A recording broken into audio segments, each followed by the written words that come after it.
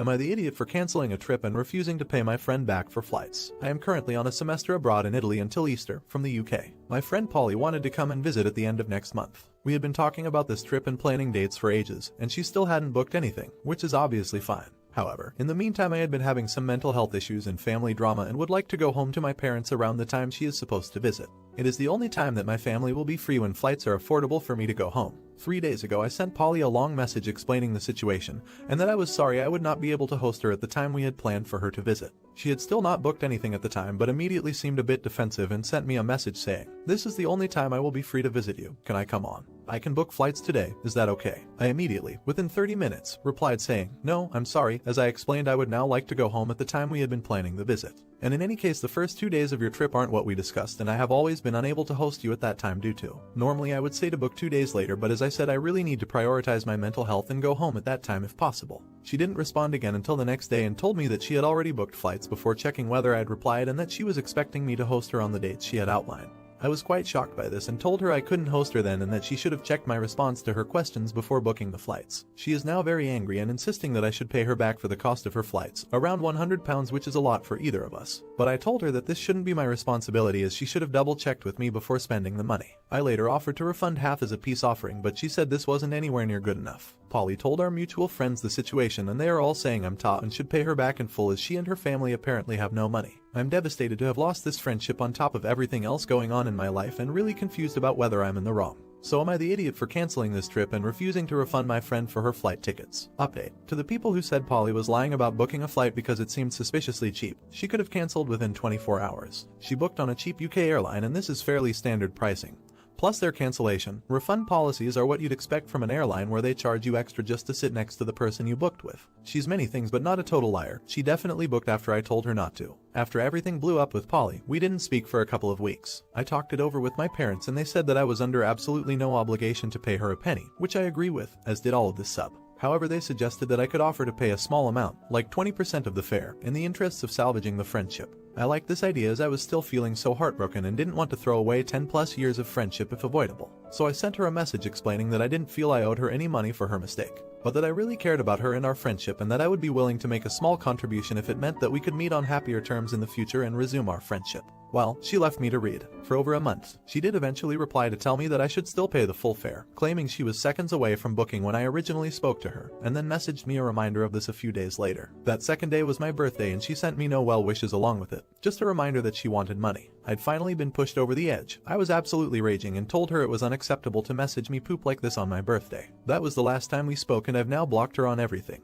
It also turns out she didn't tell as many of our mutual friends as I thought. One of them is no longer speaking to me. I've tried to reach out but she's ignoring me, so I'm leaving it because who needs people like that? Another pair had heard the story and said they wanted to remain neutral, which makes me think they didn't hear the whole truth. But I can't be bothered to push it as they're still cool with me and don't really care about the Polly drama. I'm feeling great now, things are going well with my family and I am really enjoying my last few months of semester abroad. I've made some good friends and am having the best time. I wish all the drama had never happened, but I'm grateful to have seen the true colors of someone I would have continued to trust otherwise. Thanks for all the support here, not the idiot. She isn't your friend if you requested space and she refused to give it to you. It's not like you said, "Oh, I have other plans now so don't come." You told her you were struggling and wouldn't be able to host her, and she insisted on coming anyway. When you gently reiterated your point, she immediately booked a flight, and then had the gall to tell you to reimburse her. No, the only words out of her mouth when you told her how you were struggling and couldn't host her should have been, "Think nothing of it. What can I do for you right now?" Not the idiot. It's really sad, but what I learned getting older is that some friendships just have an expiration date. Especially at your age, studying, spending time abroad, adulting, there is so much development going on, and it's normal to just go into different directions and part ways. It might not look like this now, but it might be for the best, seeing how you already have quite the differences in how you treat friends and what they owe to you. Should they have paid Polly back? Let me know in the comments. Now, Alta for ignoring my teacher's request for money even if I can afford it.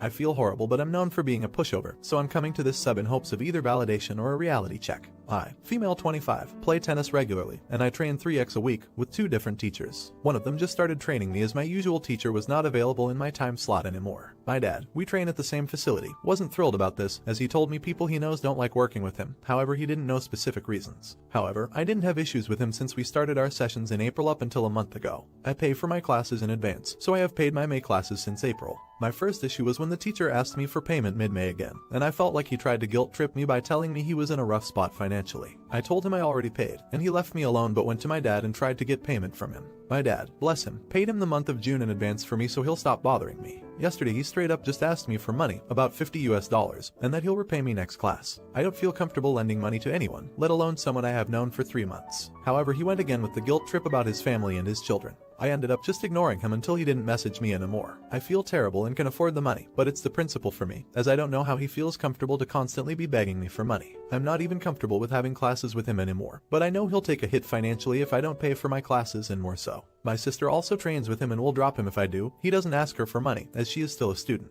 Am I the idiot? I feel terrible and conflicted. Update. I read all of the comments and while I still feel guilty, I want to thank everyone who took the time to reassure me of my decision. In short, I reported the teacher myself yesterday and I canceled my classes with him. I tried to not get my dad involved because I'm an adult after all. However, the begging teacher cornered me after my session to guilt trip me again, and tried to coerce me into keeping him as my teacher, telling me it was a one-time mistake and I will never understand because I'm privileged. I escaped and called my dad, who then went there and raised hell, and basically got the teacher suspended because it was his 5th complaint in a year. He tried to tell my dad I still owed him classes, but as y'all know we had our back covered. We won't be getting back the classes we paid in advance though. I feel guilty for his family and especially his kids, as he lost 2 students. My dad pulled my sister from her classes with him too, but I feel reassured by my choices. I will probably look into some dance classes to fill the gap of those training sessions. Thanks again everybody. ETA. Just so you all know, the teacher has been fired. According to my dad, this guy is an alcoholic and in addition to the money complaints, he also had complaints from his morning students that he was always hungover. It was too much for the administration to look past. I hope he gets the help he needs, but in the meantime he has no place as a teacher. More so, and some of the complaints were from the parents of students who are still children.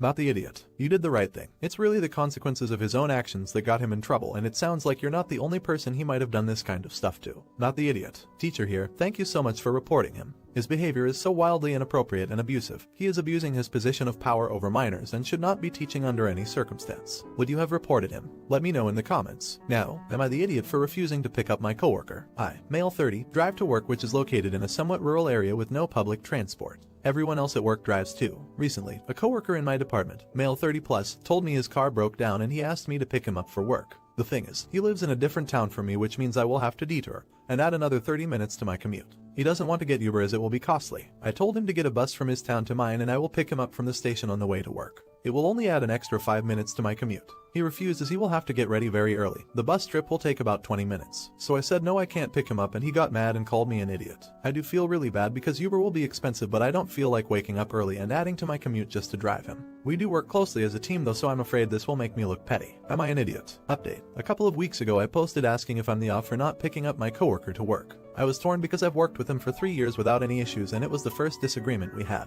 So thanks to everyone who said I'm not on and put my mind at ease. On to the update. After our uncomfortable conversation, I went to a training program in another state, so I didn't see him until the next Monday. I drove to work as usual and he also came in. By Uber, I found out later. We didn't speak until lunch when, to my surprise, he apologized to me. He said he was stressed about fixing his car. He had to replace the radiator and wait for the part, and having to spend more money on rides. He admitted that he has never taken the bus. He moved to this city 3 years ago for the job and never had to use public transport since he's always had a car. So he was feeling anxious and took it out on me, I guess. He said I didn't deserve it and I accepted his apology. So he still Ubers to work since he doesn't want to get up early. But I offered to send him to the bus station near my place after work and he can take an Uber home from there. It's easier to get a ride at the station instead of from our work. He graciously accepted and offered to chip in for gas, but I said it's fine since we'll be going the same way. So he bought me lunch instead. I ended up sending him for 3 days, then he got his car back. Some people might say I shouldn't offer to help him, but it wasn't a bother for me, and who knows if one day I might be in his position. Our working relationship is stronger now and I'm glad we could both move forward in a better place. That's my update. Have a great day. Not the idiot. This was a great update. Also a great reminder that sometimes we act like idiots not because we're bad people, but because we're just going through it and aren't handling it well. Glad he owned up to his poop, and glad you helped make something positive out of it.